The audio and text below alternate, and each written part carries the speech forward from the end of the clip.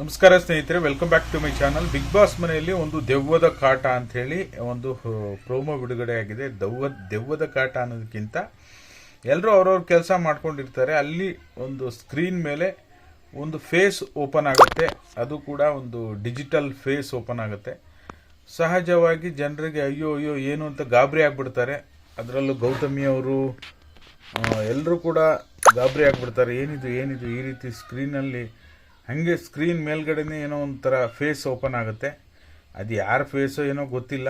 But ಆಮೇಲೆ ನೋಡೋ ತನಕ 100 ಜನ್ಮಕ್ಕೂ ಸೀರಿಯಲ್ ಏನು ಸೀರಿಯಲ್ನಲ್ಲಿ ನಟನೆ ಮಾಡಿರ್ತಕ್ಕಂಥ ಎಲ್ಲ ಕಂಟೆಸ್ಟೆಂಟ್ಗಳಂತಾನೆ ಬರುತ್ತೆ. ಕಂಟೆಸ್ಟೆಂಟ್ಗಳೆಲ್ಲ ಸೀರಿಯಲಲ್ಲಿ ಆ್ಯಕ್ಟ್ ಮಾಡೋ ಹೀರೋ 100 ಜನ್ಮಕ್ಕೂ ಸೀರಿಯಲ್ನ ಪ್ರಮೋಟ್ ಮಾಡೋದಕ್ಕೆ ಬಿಗ್ ಬಾಸ್ನವರು ಆ ಟೀಮನ್ನು ಕರೆಸಿರ್ತಾರೆ. ಓಕೆನಾ? ಆ ಟೀಮ್ನವ್ರು ಬಂದು ಸಹಜವಾಗಿ ಬಿಗ್ ಬಾಸ್ ಮನೆ ಸ್ಪರ್ಧಿಗಳ ಜೊತೆಗೆ ಮಾತಾಡ್ತಾರೆ. ಭವ್ಯ ಅವರ ಜೊತೆಗೆ ಗೀತಾ ಸೀರಿಯಲ್ನಲ್ಲಿ ಮಾಡಿರೋ ಹೀರೋನೇ ಅವರು ಕೂಡ. ಭವ್ಯ ಅವರು ಭವ್ಯ ಎಲ್ಲರೂ ಕೂಡ ಬಿಗ್ ಬಾಸ್ಗೆ ಬಂದಿದ್ದರು. ಓಕೆನಾ? ಅದನ್ನು ಪ್ರೋಮೋ ತೋರಿಸ್ಲಿಕ್ಕೆ ಬಿಗ್ ಬಾಸ್ನವ್ರು ಸ್ವಲ್ಪ ಬಿಲ್ಡಪ್ಪನ್ನು ಕೊಟ್ಟು ಮಾಡಿರ್ತಾರೆ.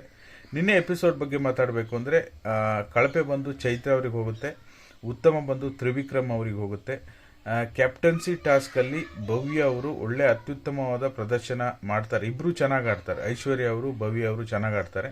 ಆ್ಯಕ್ಚುಲಿ ನಾಮಿನೇಷನ್ ಈ ವಾರ ಯಾರು ನಾಮಿನೇಟ್ ಆಗ್ತಾರೆ ಅಂತ ನೋಡೋದಕ್ಕೆ ಹೋದರೆ ನಾಮಿನೇಷನ್ನೇ ವೋಟಿಂಗ್ ಲೈನ್ ಓಪನ್ ಆಗದೇ ಇರೋದ್ರಿಂದ ಯಾರು ಕೂಡ ಎಲಿಮಿನೇಟ್ ಆಗ್ತಾ ಇಲ್ಲ. ಎಲಿಮಿನೇಷನ್ ಪ್ರ್ಯಾಂಕ್ ನಡೀತಾ ಇದೆ.